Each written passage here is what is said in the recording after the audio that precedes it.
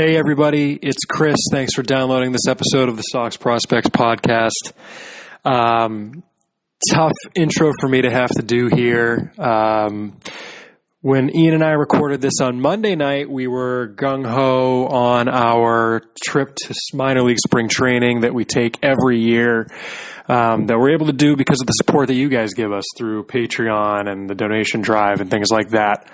It's our best chance to see all of the system's minor leaguers in one place. It's really one-stop shopping, and it's a just invaluable resource for us as we evaluate these players.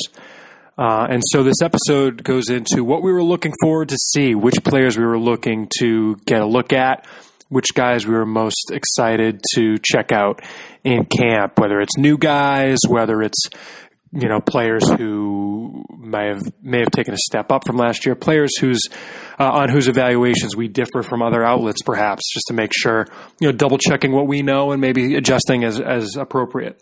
I'm recording this Thursday morning, and we're no longer going to spring training because of the coronavirus, in part because of the standard concerns, and in part because, I'll be frank, I just can't imagine the Red Sox are going to let anyone onto the backfields where you literally are just shoulder to shoulder with the players. That just seems crazy to me. And I can't imagine that's going to happen. And so if we got down there and that happened, that would be a complete waste of our time, our travel money, of days out of work, things like that. So we preemptively have bagged the trip. We're going to try and do something else later in the year. I floated an idea to Ian and Mike of maybe like a barnstorming tour of the Southern affiliates, Greenville, Salem, Gulf Coast League later in the summer. We'll see. But at any rate, we're going to put this podcast out because I think it's still useful. It's what we're looking forward to checking out as the year progresses. Who knows if it's even going to happen on time now. But like I said, I still think it's interesting. I still think it's useful. And, of course, we got a bunch of your listener questions, and we want to always answer those. So I hope you enjoy the episode. We are really bummed that we can't go, not just for ourselves, but because of, the intel we're able to gather for you guys. So we're super bummed about it. But we'll definitely get there next year, and we'll definitely, try and make up for it over the course of the season. But in the meantime, enjoy this episode of the podcast. Thanks, everybody.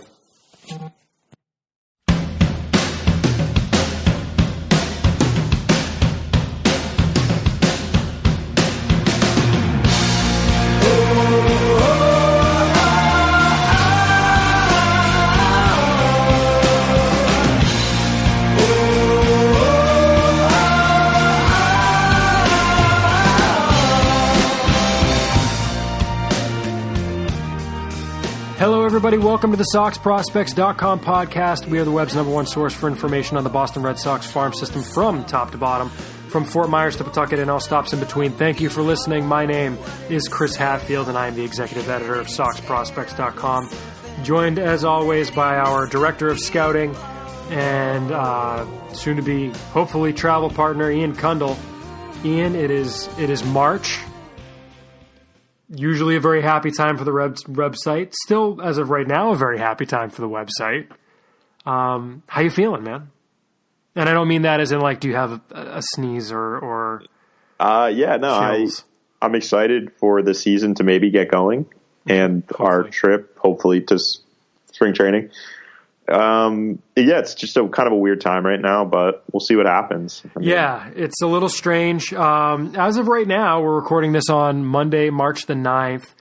Next week on Wednesday, the 18th, will be our first day down at minor league spring training. That's currently the plan. As of right now, we're all still in. We're going to be down there from the 18th through the 22nd. Really excited to get some sunshine, although it was like 70 here in DC today. Same up here. Get some sunshine, go watch some baseball, go see some backfields action. We actually got a question about that, and it's a good reminder. We'll probably do our spring training primer. What exactly is minor league spring training? We'll talk a little bit about that, and we're going to preview the guys we're most excited to see while we're down in camp. Who are we most excited to check out? Who do we want to see play and why? We're going to talk about that. We're also going to take your emails. We got a bunch of your emails. As always, send your emails to podcast@soxprospects.com. We want to talk about what you want to hear about, so send them in. Thoughts. A couple of them are, at least one I kind of skimmed. It is actually really funny, so I'm looking forward to that. If you want to support the podcast, you can support us at patreon.com/SoxProspects. We want to give a shout out, as always, to our $5 level Patreon supporters, but whatever level you're willing to support the podcast at, we really appreciate it. The $5 level is populated by Kyle Costigan, Tyler Woodrow, Jeff Trainer, David Nardone, Tim Harding, Bill Stanton, Deb Kendall, Evan Kirkwood, Hurricanes 1, Chris Fox, James O'Hara, Nathan Kenyon, Andrew Wallen, David B., Ben Burnett, Al Mendel, Kevin Catrides, Ben NRI, Gerardo Ian Tosca, and our two newest, quote-unquote, $5 level patrons, Paul Denyer, thank you for the support, sir, and, oh my God, that's Lendell Martin's music. Back in the $5 level, we appreciate your coming back in the fold, sir. So, thank you all for your support, and again, patreon.com/SoxProspects if you want to show us your support on a per-episode basis. Don't forget, when the season starts, that means we're going to be starting back up the Patreon game updates exclusive to Patreons at I think it's the $2 level and up, Ian? $2 level and up to get the Patreon game updates. So when we go to games, we record those, tell you what we saw a little bit ahead of the podcast, might go into a little bit more detail in those, might have a little exclusive note in those. So if you're a real prospect head, make sure you're giving it at least the $2 level. $5 level gets you the shout out on the show. But thank you to everyone who supports us. We've been doing very well lately with this, so your support is noted and appreciated. Ian, let's, I guess, start really quick with what's been happening. Obviously, we've had Major League Camp going, and we've had a couple of rounds of cuts from Major League Camp and some other transactions that we should get into real quick since our last episode, which was in February, like mid-February. So at that point, did they have Kevin Pillar? Trying to think. Maybe not. Well, anyways, no, they didn't, because our last episode was right after the Betts trade, the second Betts trade. The second Betts trade, when it finally went through. Right. Yeah, so they signed Pillar a few days later, and I, not to brag, called the exact amount of the contract. Did you really? On the pod? No, I texted it to you guys. Yeah, okay. But, yeah. Good job. Well, they also signed Cesar Puello. They've signed a bunch of, late contracts. It's kind of interesting. They've never really signed this many guys this late. There's just kind of one day Joey Meneses and Johan Mieses randomly showed up in a box score, and we were like, oh, I didn't know that guy was in the organization. Didn't Ryder Jones or someone too? Well, Ryder Jones we knew about because he had announced it on Instagram. But it wasn't in the official MLB. It wasn't in the official transactions yet. No. So, and I don't know if they are, because I think they all showed up in Baseball America's transactions. Yeah, no, I mean, it's interesting. I mean, we're seeing the high and bloom effect with how much turnover there has been. Stetson Alley. Yeah. Do you remember him? He was drafted in the first round as a pitcher. He was drafted top 10, I think, wasn't he? Wasn't he drafted as a pitcher? He blew out. He moved to third base. And I don't know what they're trying him as now. Maybe a two-way player for all I know. I think he went back to pitching. I'm not sure. Oh, hold on. We just got hold on. Let's see where he's listed. He is listed as a pitcher. Okay, so he's pitching. Pitching again. So he is pitching again, yes. But yeah, no, it's been interesting that they've had a lot of turnover with those high minors guys, and also obviously with the back end of the 40-man roster, which is kind of what we expected.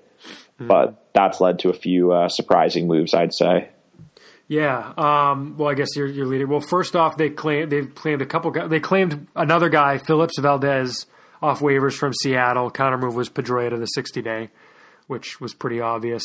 The other move that I guess that you're referring to would be the signing of Colin McHugh to a 1-year deal and the designation for assignment of Hector Velasquez, who was claimed yesterday off waivers by the Baltimore Orioles.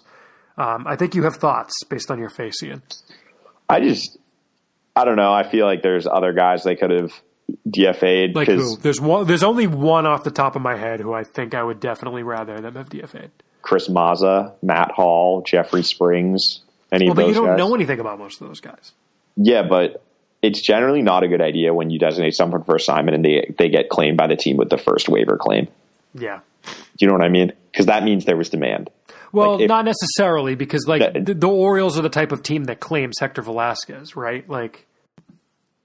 All right. It's generally not a good sign. I'd say, like, if you're designated a player for assignment and the first team in the waiver priority gets him, that usually means there was some sort of demand. And so I just think the type of player that Velasquez can play a role, especially with the expanded 26-man rosters. You know, he's someone he can start, he can relieve. He's obviously not as good as he showed as a rookie, but he's still like a serviceable major league arm that can, you know, go up and down. He still had options. And I don't know. I just think that, like, the guy, given his like length, ability to go multiple innings is valuable when they have a bunch of guys who maybe don't have as strong a big league background as him or are more one inning types, all like on the roster still. So I don't know. It's just my. I mean, to me, it's just. I mean, there's going to be a lot of. I feel like there's going to be a lot of shakedown with the pitching anyway.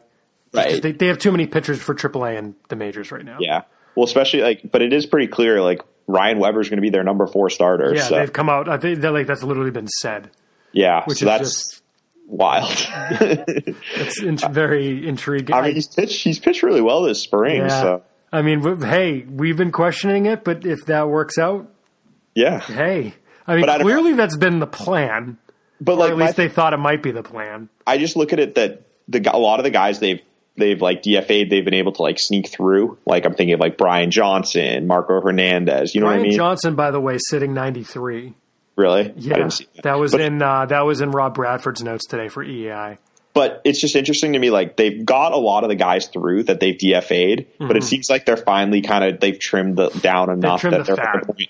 Yeah, I didn't want to say that, but because that's mean. But no, I mean, they've trimmed the guys. I know it's a word. I know it's a phrase. I know what you mean. But like, I'm not fat shaming them. No, but they've reached the point where they're like DFAing like usable big league guys. Yeah. And other teams are interested in them. So I don't know. I just like the guy for me was Chris Mazza. Like, he's a 30-year-old who's thrown 4 2/3 innings this spring, has given up 10 hits, 7 runs, 5 walks. Well, they were talking about him as a potential follower in the number or an opener but his whip is like over 3.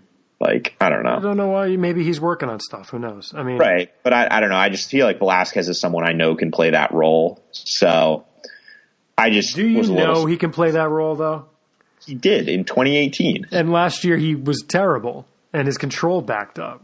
Well, no, I mean, he's not that good a player, but he's fine. Like, he's a serviceable player. I mean, and last year he gave you a 5 ERA and a 1.5 whip, which Chris Mazza's big league career is.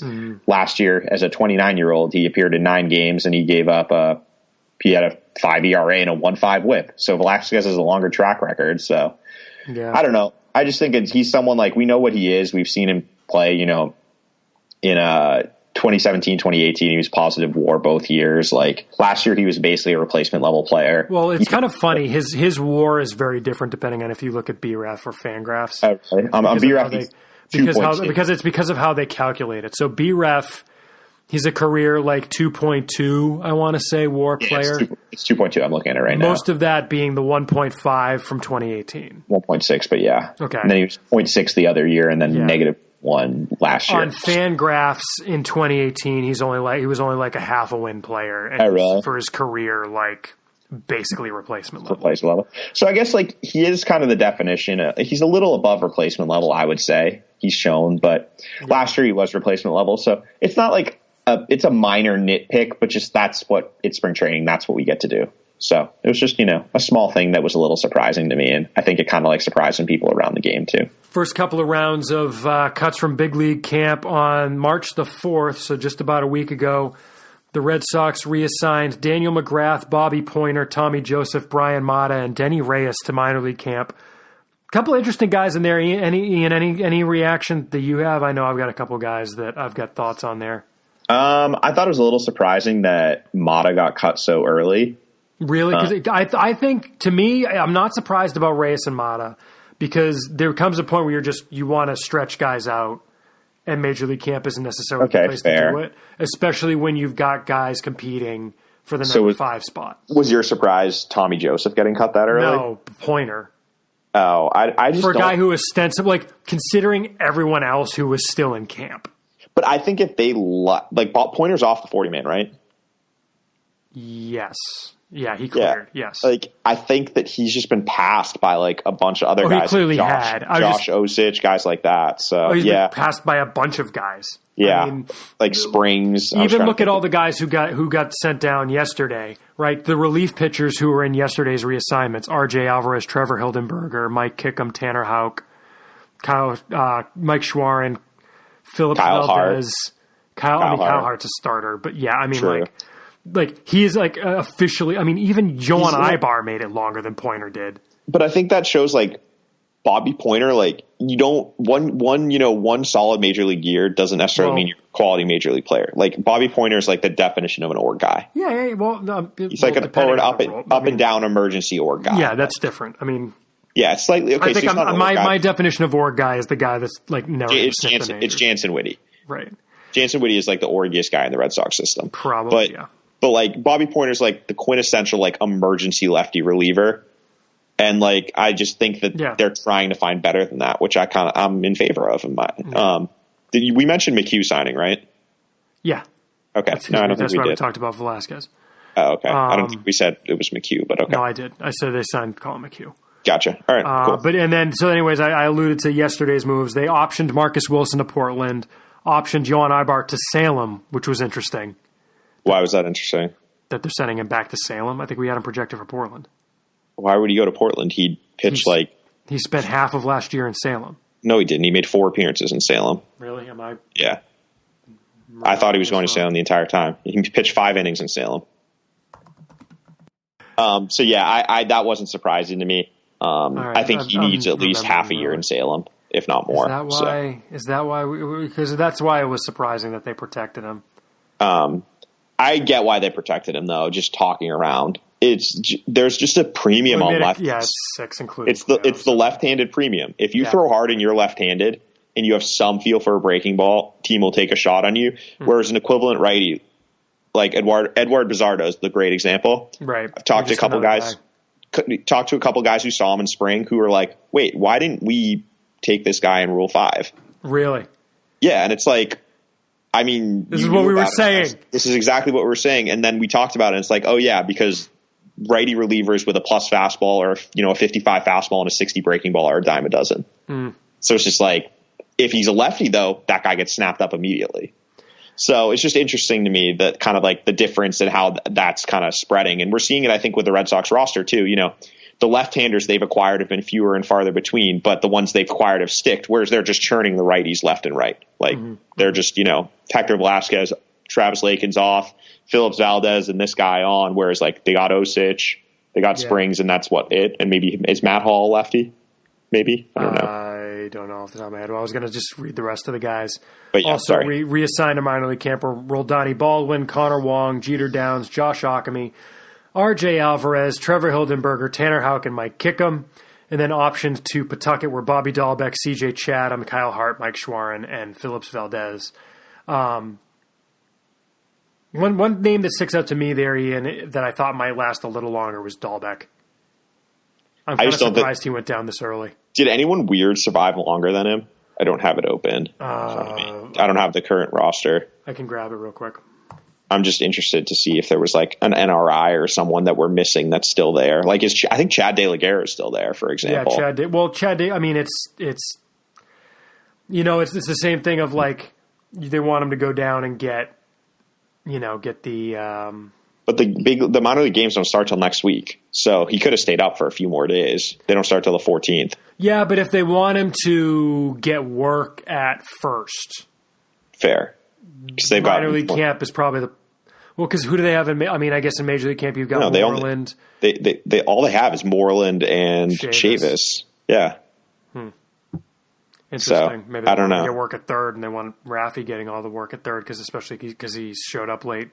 Yeah, I don't know. It's just interesting. He's a little surprising. I think the pitching's not surprising. Like Tanner Houck, I mean, I'm not surprised he's not getting another big league appearance based on how his last one went. Yeah, just it was his velo was way down. His stuff all around was down. Like his fastball was 87 to 90. His changeup was 83 to 85, and his slider was 79 to 81. And it was just a very weird outing. He really struggled with his control. And I know his last outing, or his last big league outing, he was 90 to 93 before that, which is expected. Like, that's a little down from when I saw him last year in Pawtucket. But this early in camp, you're not going 100% with your fastball. You know what I mean? Yeah. You're going like 85% working on your command. Unless you're Nathan Eovaldi. Right. Well, he's easy 99.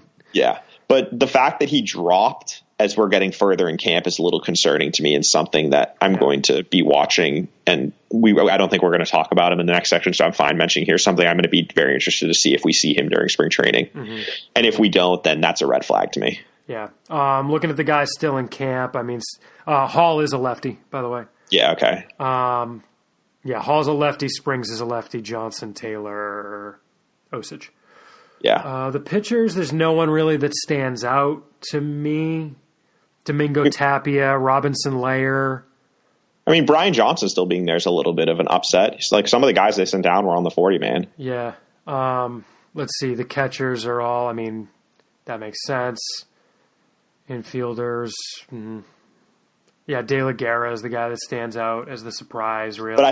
But I don't think it's a surprise when I think about it, because he is the perfect spring training infielder, because you can put him at any position. But he also just strikes me as the guy that they call up. Right, but he can play first, second, short, and third. Jansen Whitty's also still up. Right, so I think it shows, though, that they're changing the way they do it. Instead of having the big name guys last longer, they're getting them down, working with the minor league instructors, and kind of keeping those fungible AAA or guys up. That could make sense, because I mean the thing is, if you consider the fact that you've got the starting left side of the infield set. Yeah, Moreland's probably getting the majority of the first base at bats. Yeah, but then in second base and the backup infield position, you've got Peraza, you've got Arouse, Lynn, Arauz, Marco Hernandez, Jansen Whitty, Chad De La Guerra. Longy's still up. I mean, Longy's at first. That's the guy we're forgetting. Yeah, they have enough names up there, so it does make sense that they sent the bigger ones down. Yeah. It's interesting to me that Whitty and De La Guerra are still there. Yeah, I think we should. I mean, one thing that I'm kind of interested, if we're talking about the big league team, is how this middle infield situation works out. Yeah, Jose Peraza was really bad early in camp. I'm not sure if he's kind of come around a little bit. I'm just going to bring it up here, but I remember he was off to a really slow start, and let's see, what are his spring training stats looking like? It's always so tough because you don't know. I mean, I somehow got to Jose Peraza's pitching page. Oh, just in the URL, right hitting instead of pitching. Yeah, that was funny though. Yeah, it does that sometimes with guys. It's weird. MILB is weird. Fudge. Sorry. That's interesting. Oh, here we go. He is hitting 217, 304. Sounds about right. But I'm interested to see what happens, because Zue Lin got hurt. I don't know when the last time he played is. Maybe. Today. Did he play today? Okay, so he's back already. He was in the lineup today, I thought. But yeah, I'm just interested to see. Yeah, he started at short today at Atlanta. What they do with Arauz. I'm going with Arauz for now. Okay, Arauz, because he's gotten off to a pretty solid start. He showed off a little bit of power, he's someone who obviously, given his Rule 5 status, for those who, I guess, they haven't really picked someone in the Rule 5 in a while, so they have to keep him on the active roster for 180 days this year, I think? I think so. It's something like that. They have to keep him on 90. It's 90. 90? Okay, they have to keep him on the active roster for 90 days this year in order to keep him. Otherwise, he goes back to the Astros. And it seems like he's someone they like. So if they're going to try to hide him, is it him versus Lynn for one spot? Because are they considering Lynn like the fourth outfielder? Like, it's just interesting to me how the bench is kind of going to break out, because the starting lineup, let's be honest, is pretty set. The bullpen, I think it's kind of separated itself. I think it's pretty clear Austin Bryce is making the team. He's looked really good this spring. Yeah, Bryce is out of options. Hembry's out of options. I mean, the situation on the roster is tough because of the fact that Verdugo's starting the year on the DL. Well, but I think that's why the last position on the bench is interesting, because it means Pilar has to start in the outfield, and then who is the? I mean, do you keep Puello? That's what I mean. Do you keep another outfielder, or are you comfortable with like Chavis in left or Zue Lin in center? Like, and it doesn't appear that any players on the team have March opt-outs. I've been able to get the opt-outs, and it looks like the first one is in June. Even Lucroy? Well, Lucroy doesn't have an opt-out that I've been able to find, he just gets an automatic June opt-out. Because of his service? Because of his service time. So what it is as a non-roster invite, minor league contract, non-roster invite, if he is not either cut or put on the major league roster, he gets $100,000 bonus. It's like a retention bonus, right? Retention bonus, yeah. To keep him in AAA, he gets 100. I think it's 100,000, and then he gets an automatic, I think, June 15th or June 1st opt out. I wonder if he would go to AAA because based on how they're playing right now, Kevin Plawecki's definitely playing better. So, well, everybody seems ready. I mean, just judging by our forums, because I haven't been able to watch any of the games. Yeah. Judging by our forums, people are ready for the Jonathan Lucroy era. Which I'm just kind of like, he's in his, what is he, 36? 34, I think. 34? I thought he was 34. 30, he turns 34 this year. Okay. But I'm like, just trying to make people as old as I am. But I mean, Lucroy's hitting like 188, whereas, I mean, it's obviously small sample, Sammy, but still, like, the games I've watched, Lucroy has not looked very good at the plate, whereas Plawecki's, hitting over 500 with quality bats. Yeah, I mean, Plawecki, he's a, They seem like they're both like, it's not going to matter that much. They're only going to play 60 games a year, barring like disaster, but like it's interesting. Like we said, Lucroy has to significantly outplay Plawecki. Right, because Plawecki's out of options too, I believe. Yeah, he's out of options. And the thing is, Plawecki's under team control for 3 years. Yeah. And so that's a big difference. It's a 1 year deal. It's a 1 year deal. So Lucroy has to be maybe not back to his old self. Yeah. But he can't be the shell of himself he's been for the past 3 years, and he needs to be a lot better than that. Yeah. So I don't know. I think the bench is the most interesting part. And given what we're 2 weeks away from their season now, about Major League season? Yeah, it's the 26th. Major League season starts on the 26th, and it's the 9th. So no, it's like 2.5 weeks. I think that's kind of what's left to decide. And then obviously the fifth starter is going to be like a grab bag, it seems. So who knows with that.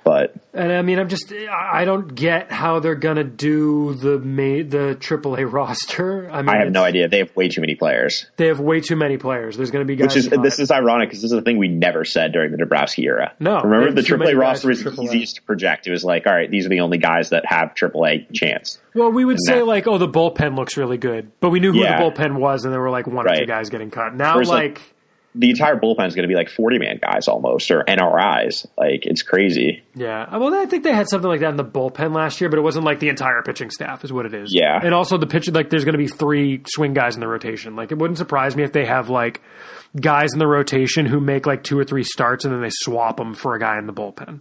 Yeah.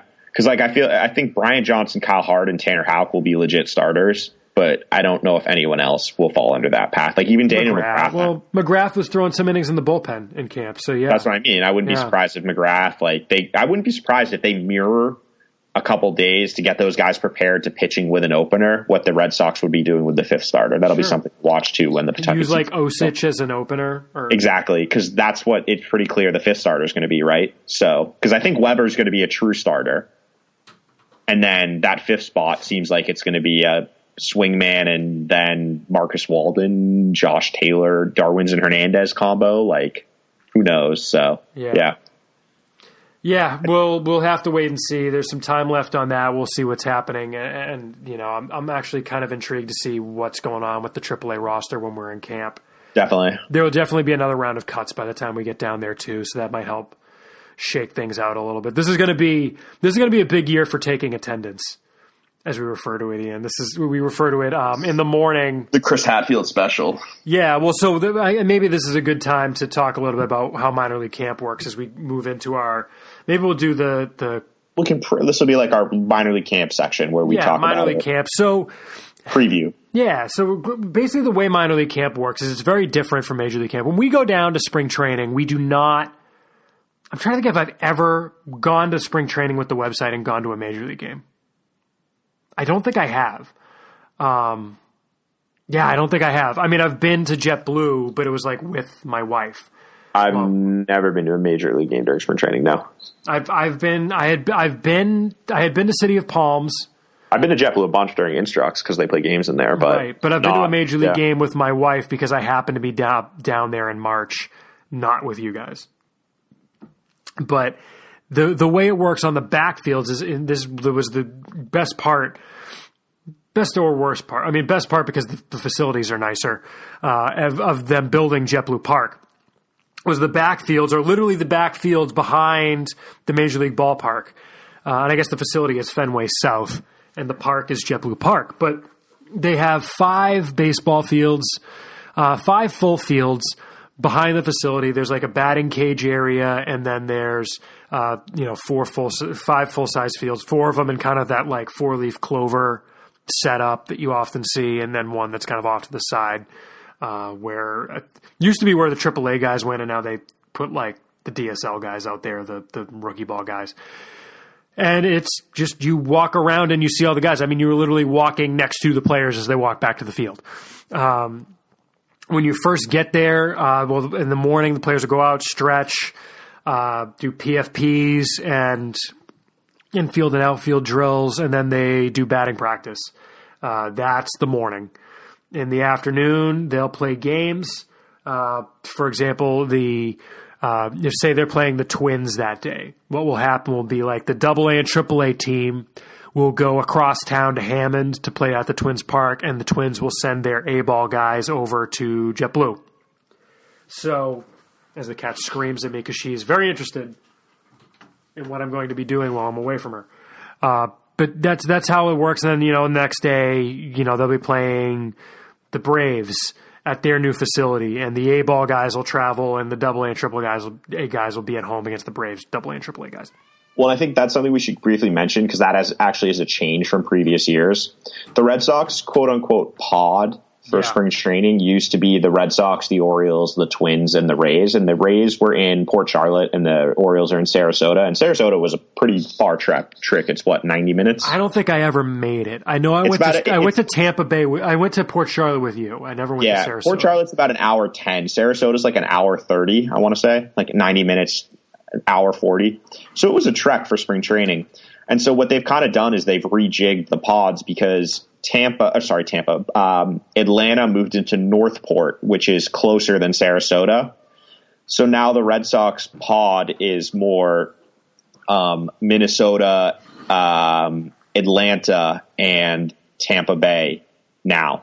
And mostly Minnesota, though. So it's mostly Tampa playing Atlanta. And so, I'm looking at the camp schedule right now, and they play Minnesota 3, 6, 7, 8, 9, 10, 11 out of the 15 They have a games, bunch of Minnesota this year. which is frankly great for us. I'm not going to complain. But, so it's just a little different than past years how they're doing it. So I just figured I'd mention that. Yeah, I saw that and was kind of surprised that they got rid of the Orioles. You would have thought that they might. Well, but what it is, the Orioles are now with the Yankees, the Phillies, and the Blue Jays. Yeah, closer. The Yankees and Clearwater and Tampa are close. Yeah, and then the Jays are in Jupiter. Dunedin, right. Yeah, and that's all within an hour. Right. So it makes sense how they did it. Right. So, yeah, that's how that'll work. It's good because you always have games at JetBlue. No matter where the other team is. Not necessarily at the stadium, though, just to be clear. At the back. The minor league games are never in the big stadium during spring training. And in fact, it's much better for us when there's no major league game. Yes. Because when there's a major league game, getting in and out is an enormous pain. Whereas... and there's people there, which isn't ideal. Well, right. There's more people out back poking around, and, it's busier, and, people kind of clam up. But, yeah, so... That's the backfields, and actually, we should probably get to one of our emails which came in, and I'm not sure if this was a podcast email or not. It got sent to podcast at Sox Prospects, but this is from Dave, and he says, "Can you tell me the dates and times the Sox host visiting minor league teams for games on the backfields? Thanks." That starts. Do you have the schedule up, Ian?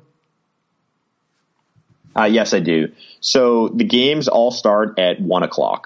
Right, but do you have the dates? Oh, yeah, it starts on this. The first game is on the 17th, and it runs all the way through April 4th is the last, a Saturday, and Sundays are usually camp days. Right. So yeah. There's a game at JetBlue every day. At the backfields of JetBlue every day, yes. Well, at the JetBlue facility, Fenway South. There's 2 games. Well, it's 2 games, actually. Yeah, there's always 2 games happening. A minimum of 2 games are in the back sometimes. They haven't had a third game in years. No, they haven't done it in 2 years. But at one point they might have enough guys this year though. Well, but it's just the other teams.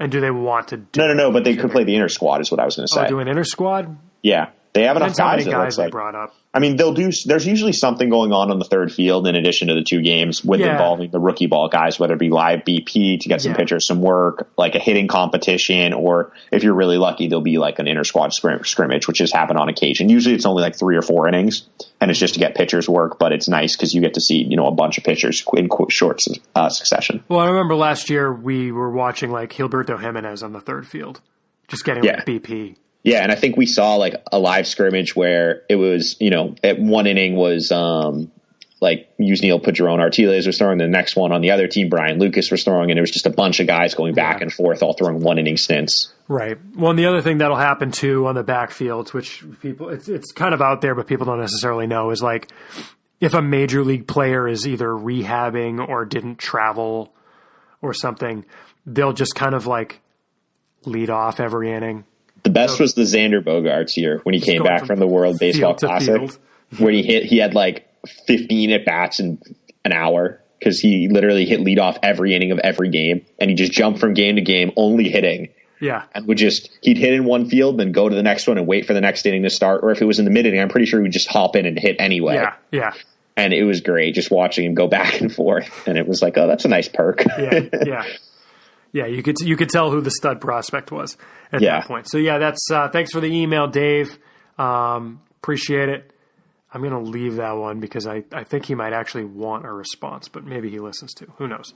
We'll hold off on the other. Well, actually, you know what? Hold on. This is a spring training scouting. Yeah, actually, let's do this one. This is from Jamie in the UK. He says chaps, which is awesome. Yeah. Great phrase. Thank you, as always, for the great content, especially the rational discussion around the Connor Wong trade and its impact on the future of the in the system. I like it. Awesome. Love it. Proceed. I like this guy already. Yeah. Apologies if you cover this, but I'm interested to understand the differences between how you scout/assess players in spring training compared to during the season. Are you looking at particular skills or tools due to the BP/fielding drills you might see, or as my cat does gymnastics in the corner? Due to the BP/fielding drills you might see, or do you look more at the interleague/minor league games you watch? Great question. Great series of questions, really. Yeah. I guess let's kind of break it down. We should probably talk about like morning first. Well, let's start. Hold on. Understand the differences between how you scout assess players is one piece compared to during the season. And then are you looking at particular skills or tools in the morning BP and fielding? Yeah. Or do you look more at the scrimmages? All right. So the first question. I mean, the first question kind of, I would go the second one first because the first one is the second one first. In the mornings, the things that I'm looking for personally, the first thing I do when I get to the field is I'm just looking for like physical traits. Is someone, I always will compare with the listed height and weight, see what that is, and then look at them and you eyeball, and it's like, I think a great example, I go way back to it, but if longtime listeners will remember Stolmy Pimentel was in the season. And he was listed on the roster at 6'2", 154 pounds. Yeah. He was probably 270. And so it's little things like that. 270. He got up there at some point. He maybe didn't get up to 270 that quick. 250. No. In Portland, he was like 250 pounds. Yes. You're thinking? Yes. No way. Yes. In Portland, he was like 250. He was a big boy. He was like 6'4", too. He was like tall. But anyway, he got very big, and he was a lot bigger than listed. And so it's like, so the point is, though, that I'll just like write little notes about, this guy's frame. He looks like he's filled out. He's added weight, blah, blah, blah. Just, basic little scribble notes on my roster, just next to guys. And then the next thing is usually they're going to be doing some infield drills. And during that's a really good time when you get to two things is arm, because if they're doing live infield, you'll see legit throws. Yep. So you get a good look at outfielders' arms and infielders' arms. Right. And that's something that you can scout off like practice. You can see, how, or like infield, outfield. You can see what an arm looks like in that. Compare with like the guy's base running. Yeah, which you can't really tell. No. Or speed. Speed is very hard to tell in warm-ups because none of them ever go all out. So, even in the base running drills, they don't go all out. So that's a good example. But so you get to see the arms, and then you also can get a pretty good feel for hands, what their range is like, lateral movement, how their feet work at the position. Because the infield drills they're taking are pretty comprehensive. They cover all aspects. They're going to do charging. They're going to be going the hard, one hoppers that they have to stay back on, moving to their left, moving to the right. So it gives you a really good look at a prospect's defensive ability, basically, and just all aspects of that. Because in game, it can be really frustrating. If I'm going to scout, let's say I'm seeing Tristan Casas play, he might not get a single ground ball hit to him the entire game. And then it's like, what am I supposed to say on his defense? He stood at first base and caught the ball every time. Like, it makes it a little more difficult, or it's even harder though he was a bad example. I should have picked a shortstop. But if I'm trying to scout Jeter Downs defense and he doesn't have a single ground ball hit to him in the game, there's nothing I can say off of that. Versus an infield, outfield, I'm guaranteed to see, that player get a certain number of repetitions and simulating all types of situations. During spring training, the minor leaguers, for the most part, take it very seriously. So they're going all out during these drills because a lot of them, frankly, are fighting for roster spots on teams, or, they're trying to get to that higher level. Oh, for sure. Yeah. And it matters. Some guys are going to make a higher level because of how they perform in spring training. So it gives you a really good look at the defense. And then during batting practice, it's a little more difficult. Basically, because of how structured the Red Sox batting practice is, it's hard to tell when they're actually just letting it rip and doing an all-out swing, which is how you evaluate raw power when it's the home run round, basically. Right. Or if they're doing situational thing, are they working on going the other way? Are they working on, inside out, put the ball in the air? They have very specific structured BP. And so that can give you kind of like a false sense of what a guy's power is, because you might think he's going all out, but he's not actually. But then you also get the guys who look more impressive because they're not doing the situation. Yes. Like the guy that's coming to mind, and I don't know whether he actually did this or not, I just feel like he would have, is like Marino Campana. Yeah, Marino Campana had ridiculous power BP. But he would also like do it every round. Yeah, everyone else is like kind of following the drill, and he's just dropping his back shoulder and trying to hit it to left field. Yeah, and it's just kind of like, it looks more, sometimes it's obvious. Like, I don't know if it was him or not, but I remember someone just being like, yeah, they're clearly just not even doing whatever else. Because if everyone's doing oppo, he's just like, jack. Like, but it's one of those things that's why it makes it a little tough. You can't, obviously, you're not going to be able to figure out like pitch recognition, approach, any of that stuff, because they're facing a pitching machine or a coach throwing, a coach throwing BP coach 40 feet away. 40 feet or whatever, yeah. So that's not great for that. That's something you kind of need to see in the games. Mm-hmm. So yeah, I would say that's kind of like the two big things. And then in the afternoon games, I would say the biggest difference comes with the pitchers, because in spring training, the pitchers are their entire pitching outing is often scripted. So I remember a couple of years ago, I can't remember who it was, but I saw someone and they literally threw like one fastball the entire game because they were just working on their changeups and their breaking ball, or vice versa. You will see a guy who go out there and throws 15 fastballs in the inning, and that's it. He won't throw a single breaking ball because he's just working on his fastball command. Yeah. So pitchers, you kind of have to take that with a grain of salt, because it's early enough in spring training too where they're not ramped up, so they're not going to be maxing out their velo or anything like that, which is why when you do someone who has high velo, it really jumps off the page. Yeah, and that's, for example, when we're down there, it's the first week of games, right? So that you'll see, there'll be a guy whose velo might be down a little bit. There's no reason to freak yet, as if it's like a couple miles per hour. No, and you have to think about with the minor league season too, they don't start up until April 9th. So the minor league season starts almost 2 full weeks, almost 2 full weeks after, over 2 weeks. More after, than 2 full weeks, Yeah, 15 days after major league camp breaks. So the guys that are, with minor league camp, and minor league camp ends the 4th. So it goes much longer. So they're weeks behind what you're seeing in the big league game. So yeah, that's why I'm not as worried. The pitchers are a little harder to evaluate. It's more, you kind of get a baseline of what they throw, which pitches are they most comfortable with, and then you kind of translate that and remember that and bring it into the season for when you see them. Mm-hmm. And then with hitters, it's a lot of difficult too, because sometimes you'll see they have a mandate to take the first pitch, for example, or, they're just working counts, trying to see some pitchers. You also don't know what the opposing team's pitchers are working on. So with hitters, scouting like they actually do during the year. So with hitters, it's a little more difficult. Yeah. And I just remember like one hitter, I overheard, he remarked after he commented how that was the best spring training at bat ever, because he had a first pitch line drive right to the shortstop. And so, because he got out quickly, but it was a hard hit, so it goes down as a quality at bat in the book.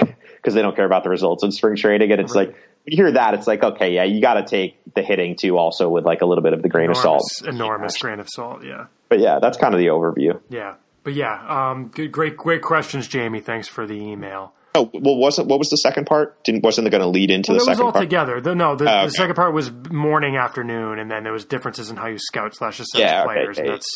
Yeah, we talked about that. So yeah. Yeah, I mean, spring training versus as opposed to during the season. I mean, during the season, if I had time to kill, personally, I would go to BP. They just do it so early. It's tough. They do it so early, and it's so like there's no parks that are all that close to me. Like Bowie's close, but yeah, I'll go to BP if it's a weekend and it's early in the season in Lowell, for example, because it's the first look at a lot of guys. But yeah, it's just tough because they do it, and then you have after BP they'll take infield, outfield, and the way the Red Sox teams do it, they take that first, so they're done 2 hours, 3 hours before the game. Right. So they just have time to kill, so it's just awkward. But yeah, and I mean the thing for me too is in spring training we are in data gathering mode on everyone, whereas going to see a game during the year, there might be 2 guys I care about in the lineup on a given night, or maybe I'm interested in seeing a couple guys who I don't know much about, or maybe I'm bearing down for a particularly on a particular pitcher or something, or do I care about the bullpen or not? I think I'm a lot more focused on something in particular during the season, whereas in spring training, I'm keeping my eyes open. Yeah, definitely. It's also, there's multiple games going on, so you'll be jumping between fields, depending on who's in. You're just writing a bunch of quick notes on a bunch of players, whereas regular season is a lot more structured. I'm going to take the way my game sheets are organized. I have space to write down everyone all the hitters on the Red Sox and then all the pitchers. But you're only dealing with one pitcher at a time. You have a lot more time to catch up in between innings, in between pitches, and then with the hitters, out of the 9 guys in the lineup, maybe you're only really focusing on 5 or 6 of them at a given time, or even less. So, and we're also it's a lot easier to be more in depth. Yeah, and in spring training, we're also kind of dividing and conquering. Right, like there may be a pitcher that I care about a lot more on the field that Ian's on, but we need to get the data for the other guy that's on the other field. So I'll go to the other field and I'll track velos. You don't track velos, Fee. So I don't want to hear it. But yeah, tracking velos. Watching the hitters over there. Hey, Chatham over here. I know Ian, you've seen him a bunch of times. I'll go. Hey, Chatham did this. Or keeping an eye on the other field. Even when I may care more about someone on the other field, that's just kind of sometimes you got to take one for the teams for the better of our coverage. So that's a difference. Whereas during the year, I'll drive up to Hagerstown to see Casas. You know what I mean? So that's the other difference. But yeah, great question, Jamie. I think these are all regular questions. So let's move on, Ian, to who do you want to see in camp? Who are you most excited to see? Who are some guys, what are some categories of guys who going in you are really keeping an eye out for and really want to get a chance to see? Well, I think the first one is the obvious one. It's the people I get asked about the most on Twitter, and it's the guys acquired in the Mookie Betts trade. And I'm also going to throw one more player in this just because he's a big money signing, and I've been asked about him a few times too, and I need to bring his name up because I don't know how to pronounce it. Chi-Young Liu. The signing out of Taiwan for $750,000. I think they're the 3 biggest entrants into the system that we have yet to see in game action. So that's kind of the trio. And I mean, it's pretty obvious with Downs and Wong. They traded Mookie Betts. They got Verdugo, who we know what he is. But these 2 are, I mean, I've gotten reports on them, and we got to see them a little bit in spring training action. But this is really our first exposure to them to build that baseline that we'll carry into the season, which will be the basis for our full reports. So, get to evaluate what does Jeter Downs look like in the field? Can you stick at shortstop, or is he a second baseman? How does Connor Wong look behind the plate? What does his approach look like? Kind of like raw makings of it. What does his swing look like?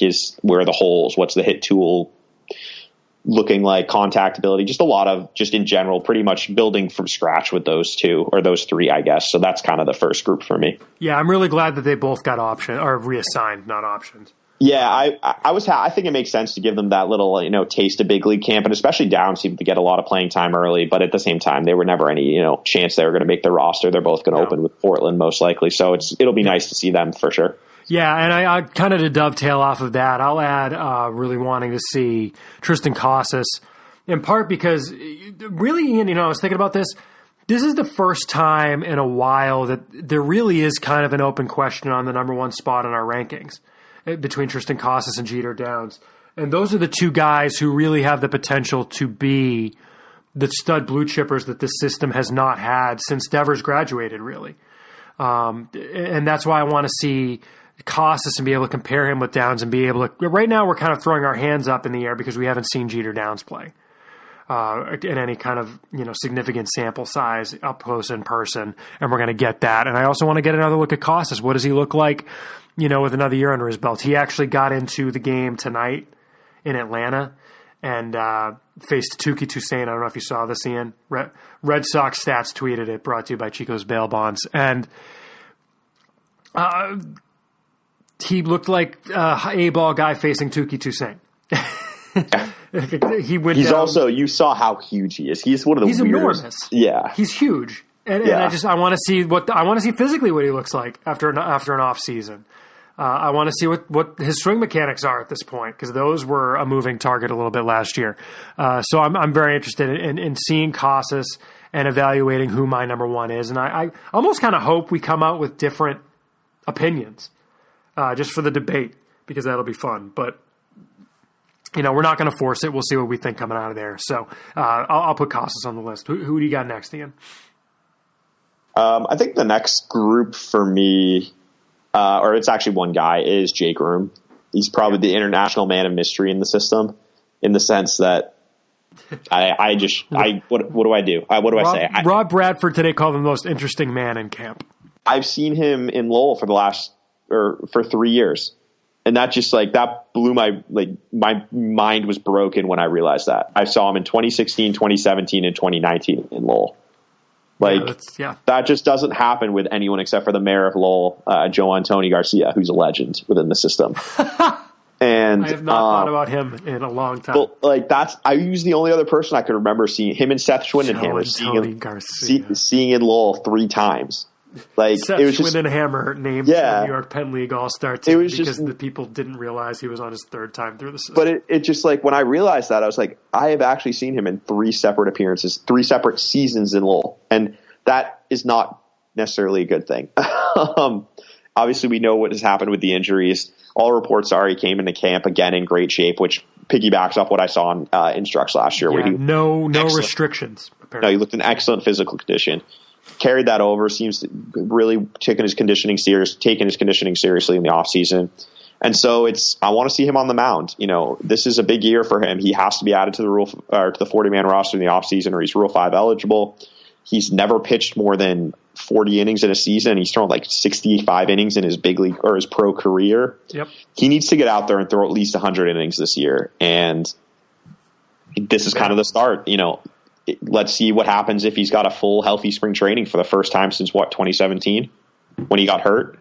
So he got hurt while we were down there. So he got hurt in 2018. He got hurt in 2018. His last healthy spring training was 2017. So we shall see.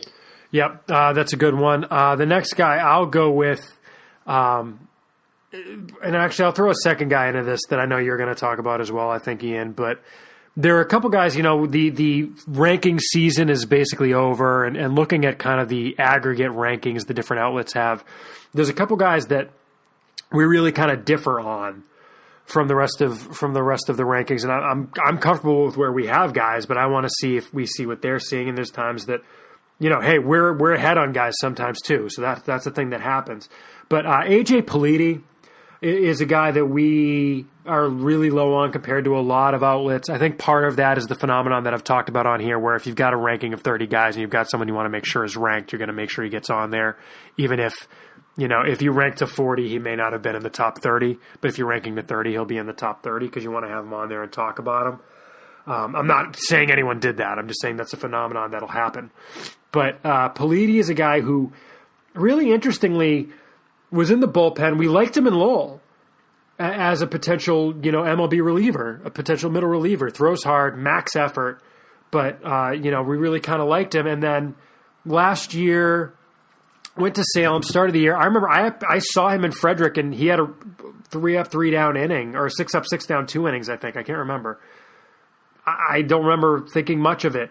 But then when he started throwing longer outings, then eventually got some time in the rotation, and his stuff played up in longer outings, which is kind of counterintuitive. And his numbers from like the end of the middle of the year onward are tremendous. So I want to see what's going on there. Are they going to be starting him? What does he look like in those longer outings? I mean, he's clearly holding velo or something deep into the outings. How is that working? Is there pitchability there we didn't realize? Is it still a max effort delivery? I'm really interested in that with Politi. The other guy who I'm going to dovetail on something that Ian might be about to go into is, I don't know how to pronounce it. I don't know if it's Brian Bonacci, shortstop who was in the Dominican Summer League last year, who really seems to be the guy getting the most pub coming out of that circuit. I'm very interested. Jim Callis said he had like a 70 arm, I want to say. Yeah, and we have no idea because there was no fall instructs. Yeah. Well, there was, but it was I saw him take one at bat at fall instructs. Was it off a pitching machine too? Yeah. So he didn't take infield or anything, just one at bat. And it wasn't, the DSL is not scouted for the most part. So we're not going to get any reports from there. So it's just, he's not someone we know anything about. So, and, we can hear stuff, but it's not going to be in depth enough for us to make a significant jump in the rankings. So once we get eyes on him, we'll have a better feel of where to rank him, because right now it's more hedge. But at the same time, we should mention that with the way we're doing it, we've talked about it a lot. Like, they're pretty interchangeable in the 30s and the 40s, even like going up into the 20s, frankly. So there's not a huge gap between 21 and 40, in my opinion, or 45, wherever we have him right now. A lot of those guys, it's a lot of personal preference within that range. So, if Bonaccia is, he's 42 for us, but he might be in the 20s for others, I don't think it's a huge gap in talent, frankly, between a lot of those guys is personal preference, in my opinion. Sorry, I got stuck on mute. Yeah, no, I think that sounds about right. Well, why don't you talk about the DSL guys you want to see generally, Ian, because he kind of fits in that group as well. Yeah, it just piggybacks off that. It's just the DSL hitters that we didn't get to see at Instructs, and there's a really potentially interesting crew. Heard some good things coming out about guys like him, Darrell Bellon, Brian Gonzalez, Eduardo Lopez, and Alberto Feliz. Albert Feliz. So it's kind of like 5-6 of them that played pretty well in the DSL. They were at Instructs for, as I said, one at bat each off the pitching machine. And then, so there's not a lot we know about them, but just heard some interesting tools here and there. Some guys with big power, some guys are more speed, defense guys. So I'm interested to kind of get a look and start building that base with them and see who are the guys we're going to be keeping an eye out for in the GCL this summer. There also, there's some interesting arms that we know about potentially coming out of there too. But we'll see who's up is the other thing. I know we've heard about Gabriel Jackson. I don't know if he's coming up or not. And there are definitely some guys who are not coming up that we've heard about too. So it's going to be a couple of interesting seasons of DSL guys coming up. One guy that I'll mention is a guy that neither of us got to see last year, at least during the season, in Brian Bayo. Bayo was a guy, Ian, you saw him at Instructs, or was it in camp that we saw him? We saw him, I want to say it was spring training of 2018. Of 18, okay. That we really liked him. And last year, we were kind of strapping the rocket to his back last year coming out of camp. Yeah, we didn't see him in camp, though, but we just heard good things. Yeah. And then we bumped him up. Then we bumped him into the top 20, and he's there now still. But he had a very up and down year. Last year. He finished really well, though. Yeah, but he finished well. He had a start in August, 5 innings with 10 Ks, no walks. Next outing, 7 innings, 8 Ks, no walks.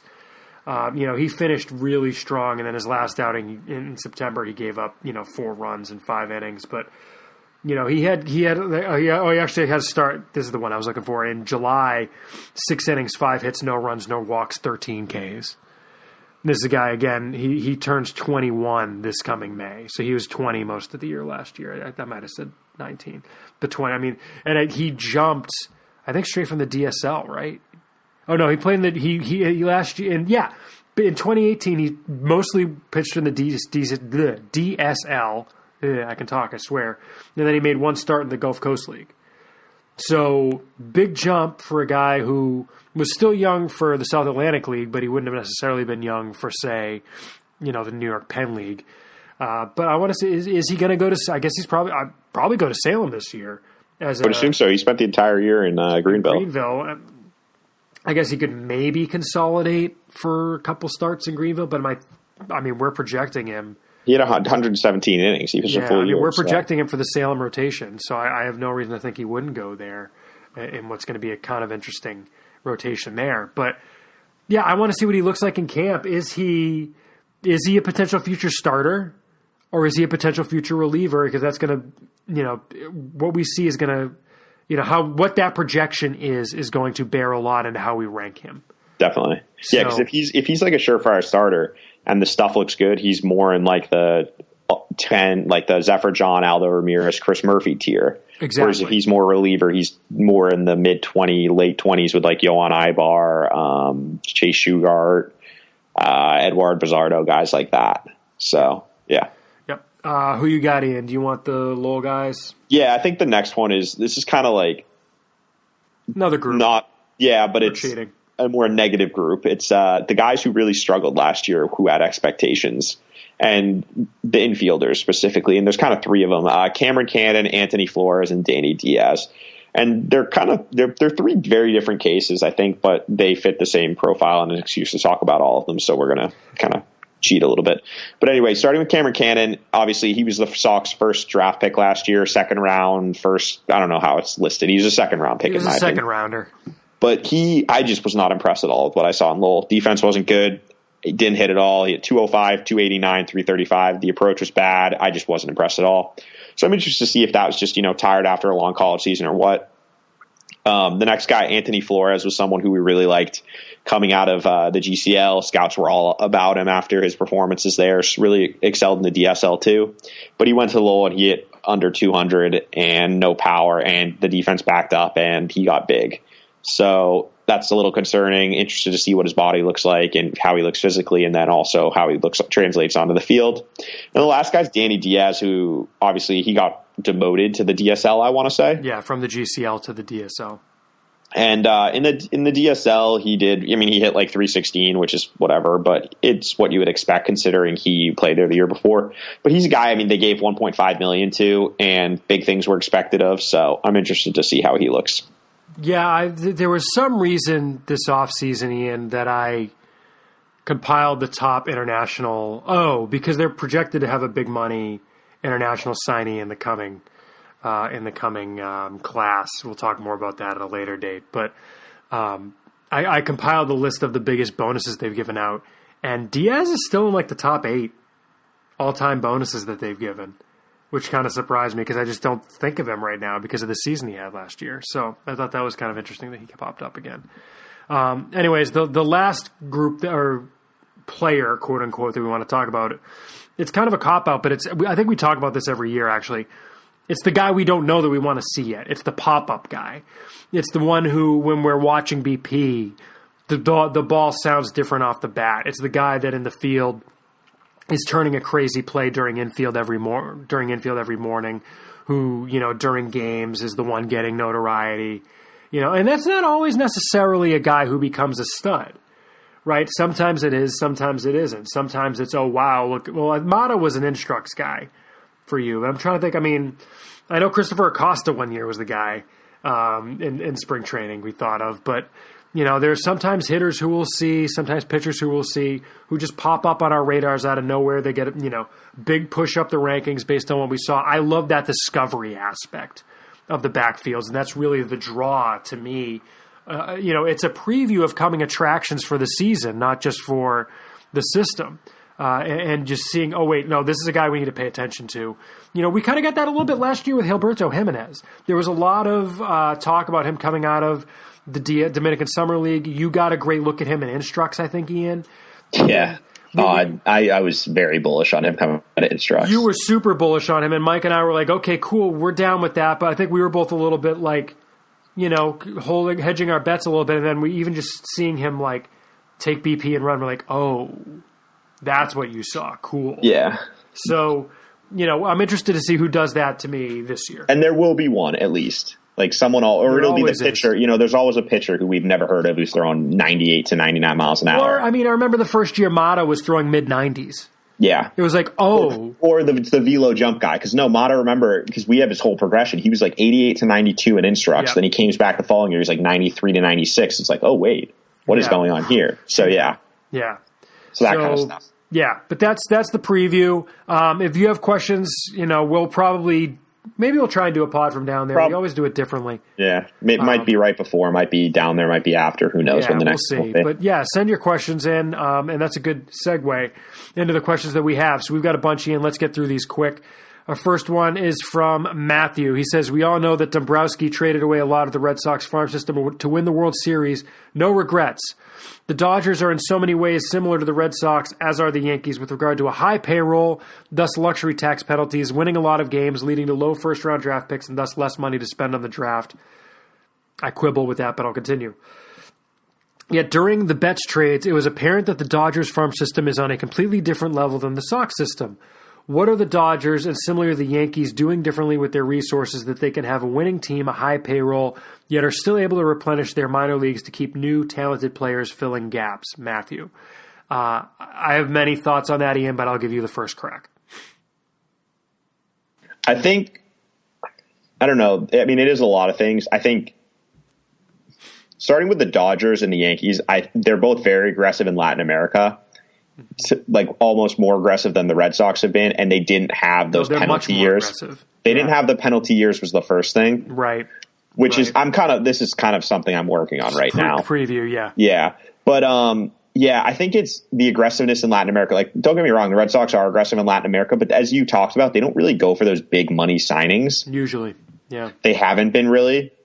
Whereas the Dodgers, I shouldn't say that. They did sign Daniel Flores to a $3 million contract. They did, which is very important. You can't predict that, but right. I feel like every year the Yankees or the Dodgers are in on the top Latin American players. You know, you got I'm looking at the Dodgers system right now. Diego Cartero was the top catcher. I think he was the year after Flores. He was 2018. He got $2.5 million. He was the top-ranked amateur in that class. Guys like him, last year they signed the top-ranked amateur outfielder, Luis Rodriguez, I believe his name was. The Yankees, obviously, with Jason Dominguez, all the pitchers they've signed, like, just with that. And I think then the next thing is the Dodgers and Yankees just drafted better than the Red Sox. I mean...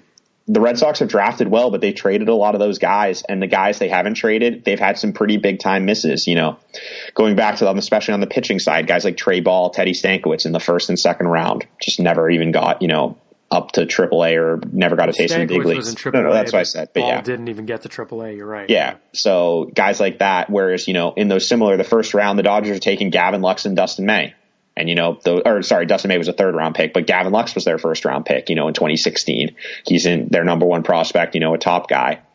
Whereas the Yankees, you know, Clark Schmidt was their first round pick. He's their number one prospect now. And, you know, it's things like that, just those big misses. They're also, those teams I feel like have been picking a lot earlier than the Red Sox in the draft the last couple of years. And had, like, the Red Sox were on a 10-pick penalty last year, and they were picking, 42nd was their first pick? 43rd. 43rd. And then in 2018, they obviously took Casas, who looks like legit. But, I think it's just – and then player development. I think those are two of the better player development orgs. I think the Red Sox player development org is very strong, too. But, you know, whatever the Dodgers are doing with their pitchers seems to really work, and the Yankees, too. And then I think the one last thing we do need to remember is – both of those teams made significant trades to bolster their farm system. Yeah. You know, and they were selling trades to get under the luxury tax. The Dodgers one got them Josiah Gray and who was the other guy? Josiah Gray and Jeter Downs was part of the trade where they traded Alex Wood and Matt Kemp, I believe, to get under the luxury tax or to get further under. And they got back, you know, Jeter Downs, who was the Red Sox number 2 prospect, and Josiah Gray, who's a top 5 prospect for them. They traded Kenta Maeda to get Brewster Gratterall. You know, they've been willing to trade major league pieces for prospects. Yankees similarly. Yankees got, I mean, I guess it's more with their guys are more in the majors now. Let me interject on the Yankees.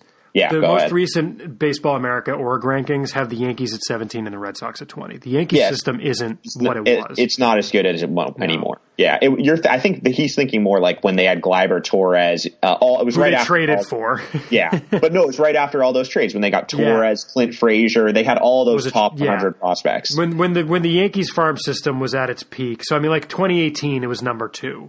Yeah. Right. So I'm going to bring up their rankings from 2018, but you go ahead. But yeah, no, I have it right here. I'm looking at the pipeline one, the MLB pipeline top 30 for the Yankees in 2018. Because their new interface is delightful. Was like the 2018 one is weird. I don't think this is 2018 actually. Yeah. This is hold on. Oh no, it is 2018. Are you sure it's 2018? Are you sure it wasn't 2017? 2018. Number 2, 2017, number 3. I mean, it was those. Oh, I was just looking at 2017 though. It was like Gleyber, Torres, Justice Sheffield, Miguel Andujar. Like it was a bunch of big leaguers. Like, yeah, I mean, I guess their system in 2018. It's not that impressive. L'Oreal, Loic. Yeah, that's weird. Hold on. It's just depth. And the thing is, though, you have a bunch of guys who were like solid prospects. I think the Dodgers is a better comparison, frankly, because the Dodgers system. The Dodgers fit disgusting. what he's describing. The Yankee system, yeah. I mean, that 17 list has. If it ever loads, please load. Yeah, Gleyber Torres trade. Yeah. Chance Adams, they drafted in the 5th round. Estevan Florial, they drafted. International signing out of Haiti. International signing. He was out of Haiti, no kidding. Justice Sheffield, drafted they traded for Cleveland.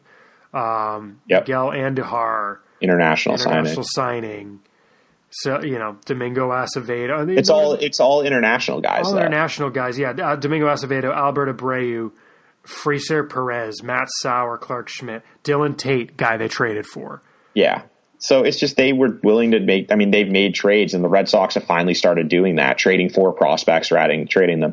But yeah, I think the Dodgers what's the Dodgers this year? Are they a top 3 farm system? They are, in the BA rankings, they are 3rd, yes. Yeah. Like that's the model I think the Red Sox are trying to, because they're a sustainable farm system. Every year, it seems like they just have these pitchers they can run out there. That's kind of, I think, that and the Rays are what the Red Sox aspire for.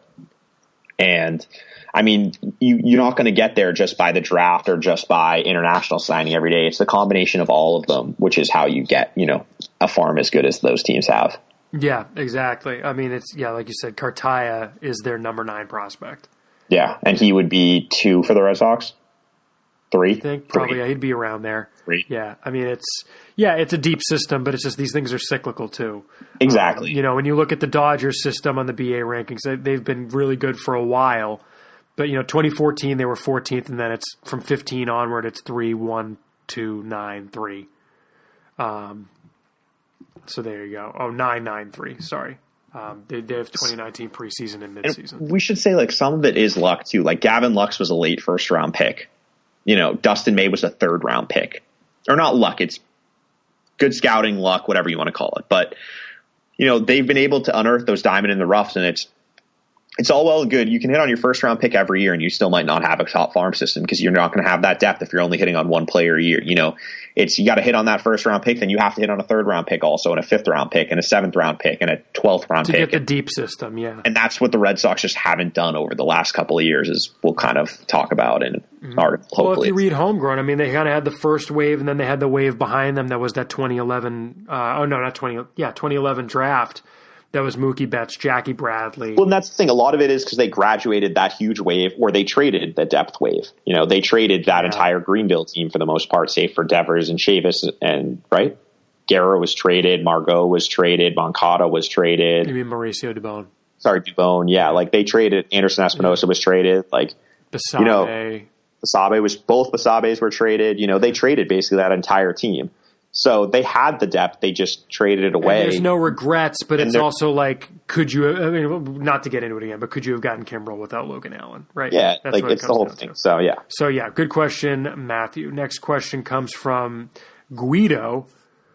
And Guido asks, with the Red Sox under the CBT limit, do you think they'll bring up Rusney Castillo at year end for a look-see? No.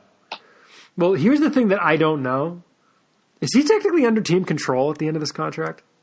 No, probably not, because it was a 7-year deal, so I would assume it bought out all his ARB years, right? No, because he hasn't been in the majors. He doesn't have service time. Oh. Huh. No, he doesn't. He has a little bit, doesn't he? He has a little bit, but he doesn't have more than... He's not an ARB player yet. Oh, yeah. He's still under team. He's got like a year and a half, 2 years of service time. He has one option remaining. Yeah. Well, he's got options, but it's also like... He's only had 143 days of service. Yeah, wow. I have no idea. It's a great question. I mean, he's not going to come back. He's already, he's going to be 33 next year, 34. Well, but no, it's not. Does he have the choice is the question I'm asking. If he's under team control, it's not his decision. Oh, I see what you're saying. Yeah, I don't know. It's a good question. That's an interesting question. At the very least, if they brought him up and put him on the 40, he's definitely still under team control. The question is whether he'd still be under. I mean, so I guess if they put him on the 40 at the very end of the year, if they call him up in September. If they don't, I think he's a minor league free agent though. Yeah. That's right. He would be a minor league free agent. But if they add him under team control, they'd have him for 3 more years. Yeah. Let me double check this. I'm sure Mike's got it. But I don't think it's like I don't see it. He's not going to come up at any point to play. I don't think. No. He's minor league free agent eligible this offseason, so they would need to add him to the 40. But if they add him to the 40, I think he's only got a year. Next year he gets paid the league minimum and has an option. But I don't see it. Like this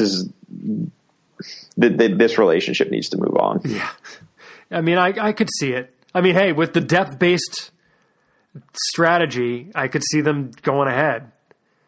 It's an interesting thing to think about. Thanks for the question, Guido. Our next question comes from Peter. He says, hey, guys, appreciate all your hard work throughout the year. My question is this. Given the state of Red Sox starting pitching, who do you see as depth options in the minors that could conceivably help during the season? Thanks. Thanks for the question, Peter. I don't see much in maybe Brian Johnson and Kyle Hart. That's it. Yeah, I mean, who knows if one of these swingman types, the Mazas and Kickums of the world... takes to it, yeah. But I don't think Tanner Houck. Tanner Houck's a reliever, man. I mean, Tanner Houck really is starting to look like, in many ways, it's not a perfect comparison, but I get a lot of Justin Masterson vibe from him. But didn't Masterson start for a year or two in the big leagues? He had a couple of really good years starting in the big leagues, but we also always said, like, righties are going to get him, or no, lefties are going to get him. I mean, you saw it in that recent start. Like, lefties get such a good look at him, and he doesn't have a changeup. So if you don't have those two things, you just have no ways to get lefties out. Yeah. And then I'm going down to Portland. Like, Mata and Ward, I just don't think they're going to, unless those two shove and they're in contention, but I just don't see it, with either of those. So I think it's really just those. Yeah. I think you put yourself on. No, do you know what it is? It's Colin McHugh. That's the answer. Oh, right. Right. Yeah. He's the cavalry.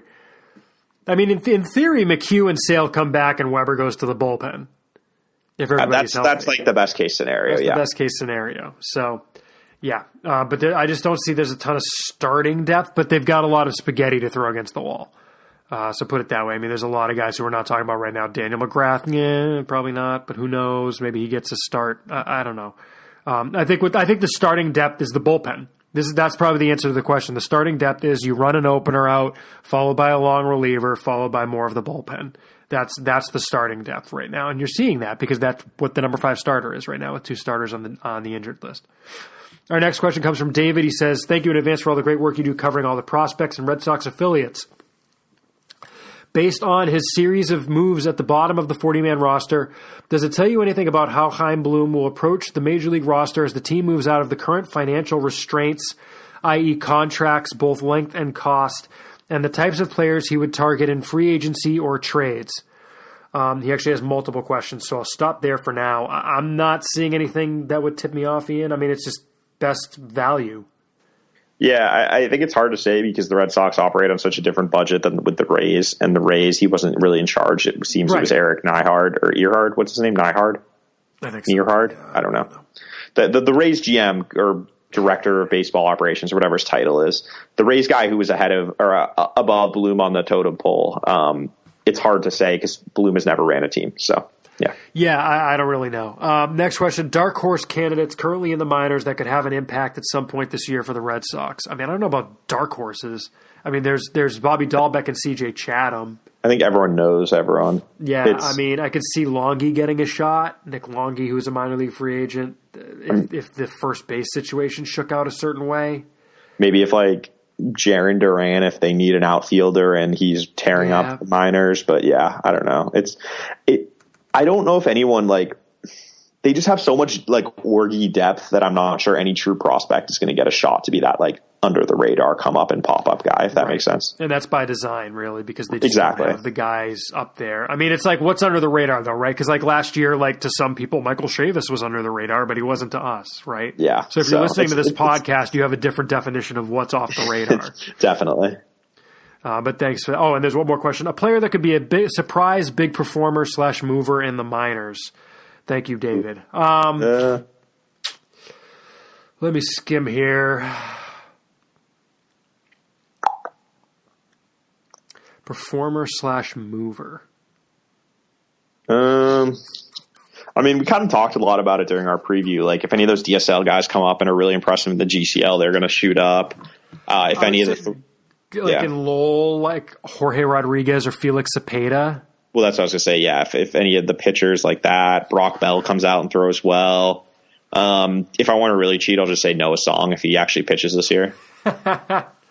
Fair. Yeah, we were going to use him as a wise guy answer on the guys we want to see in camp, because we, of course, want to see Noah Song in camp. Not that he's there. Next question is from Sammy. Sammy J. Are you the Sammy J of Sammy J's in Salem, New Hampshire? Because that would be cool. He says, hello. This is the funny one. Ian. Pay attention to this one. I come bearing an important message. 'Tis the message of Darwinsonism. No, not Darwinism. It's Darwinsonism. In Darwinsonism, we deeply believe that Darwinson Hernandez will eventually emerge as the Red Sox closer or become a bullpen ace type.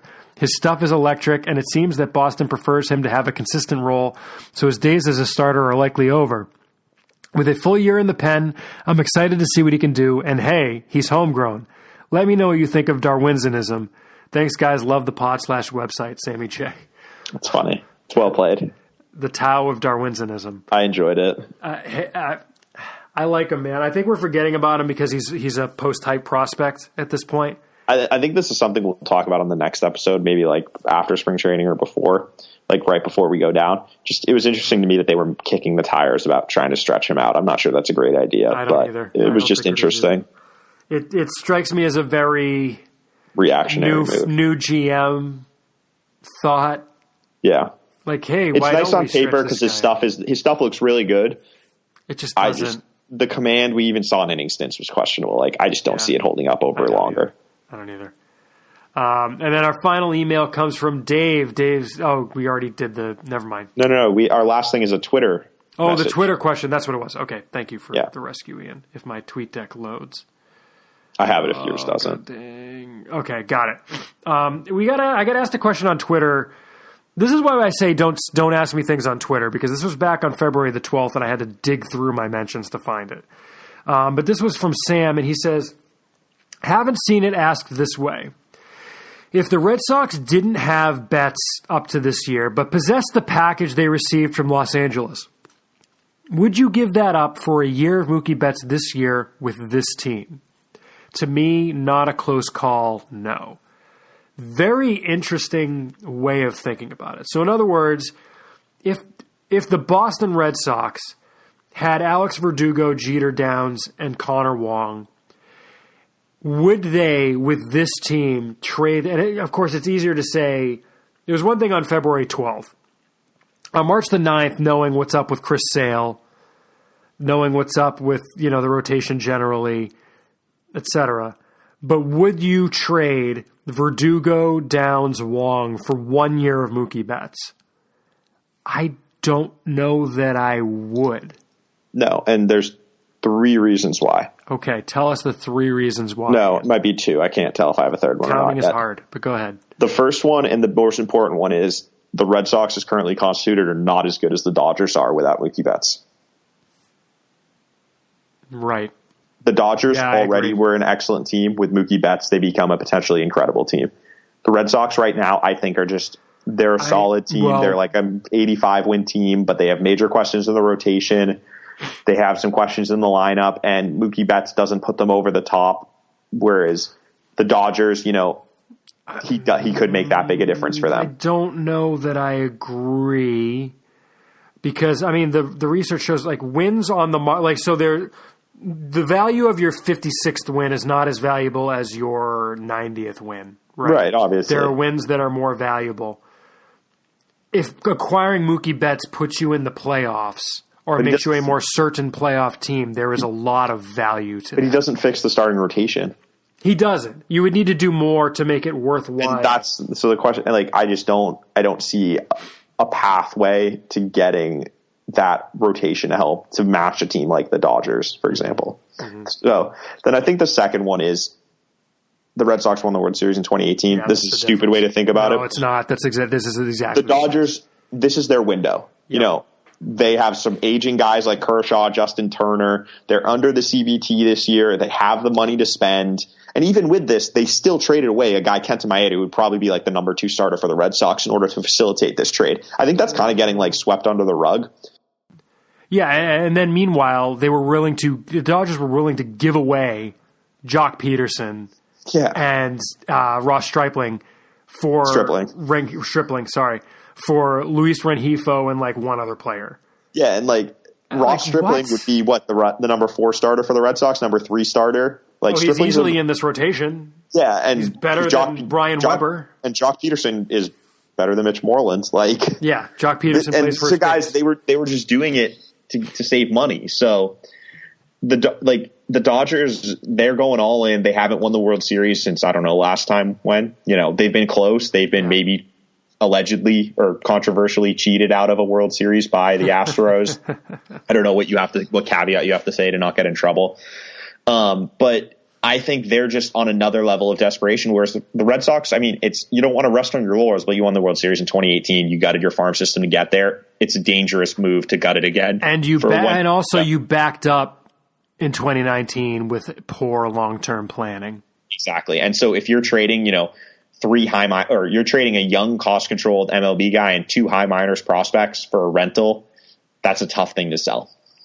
Yeah. Yeah, I think, part of what makes it different, I don't think you can necessarily discount that this is your player that you developed, that you want to re-sign. There is value to that.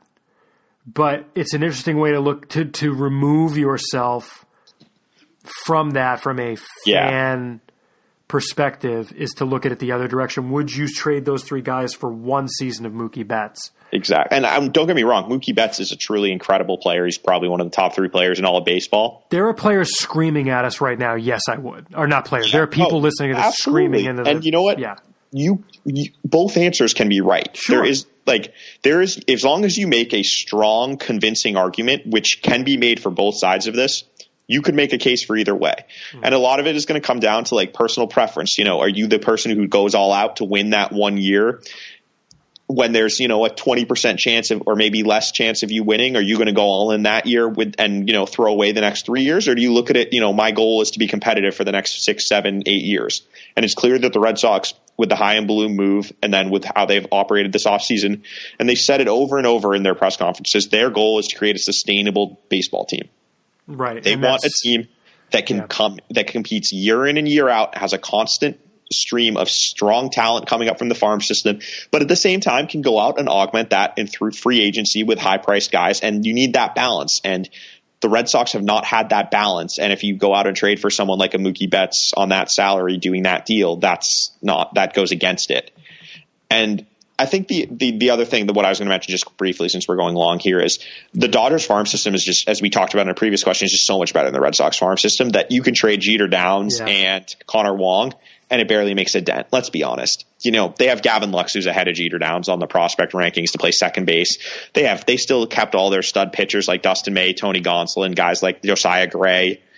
Their farm system is loaded. Whereas if the Red Sox did that, we're back to where we were earlier this offseason, talking about them as one of the worst bottom 5 farm systems in the league. So. Yeah, and keep in mind, too, that this is I forget the point I was going to make.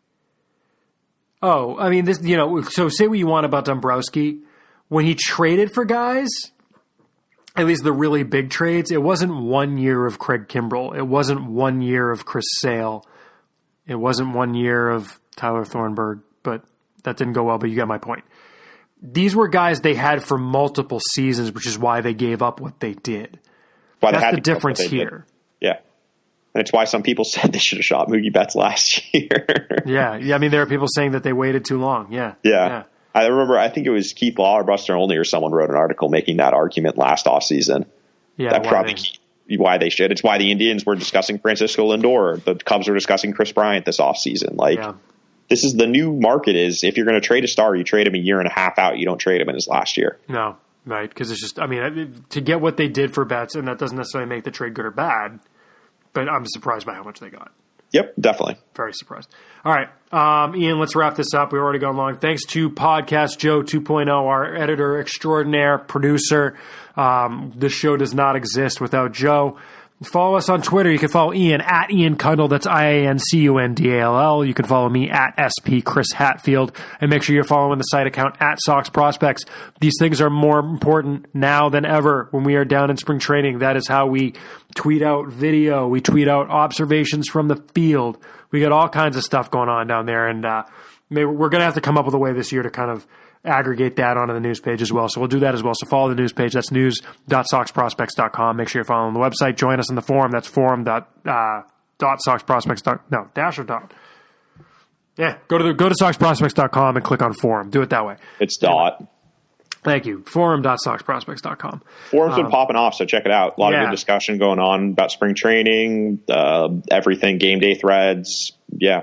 A lot of stuff. Discussion of the coronavirus. Yep. For real. But anyways, all right. I'm sure we forgot something, and if we did, we'll get it next time. For Ian, I'm Chris. Thanks for listening, everybody. We'll be back in your eardrums very soon.